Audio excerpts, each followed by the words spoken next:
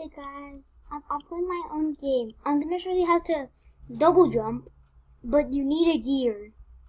And I can also teach you how to triple jump, but you need a gear, but it has to be a sword to triple jump. One second, I'm gonna show you how. You get a gear, and then you jump on it. You drop the gear. Well, to triple jump you need a sword, but for a double jump you can use any gear. For triple jump you need a sword. You drop the gear and then you jump on it. Like that. See that? And then you can and then you pick the sword back up, and then you jump again on the sword, and then you click the sword. So you have like no gravity. Like that, see? But you need to do it a little faster. See that? That's how you triple jump.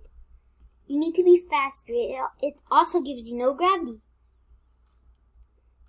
And then I'll say you need a sword for the triple jump, and you need any gear for the double jump.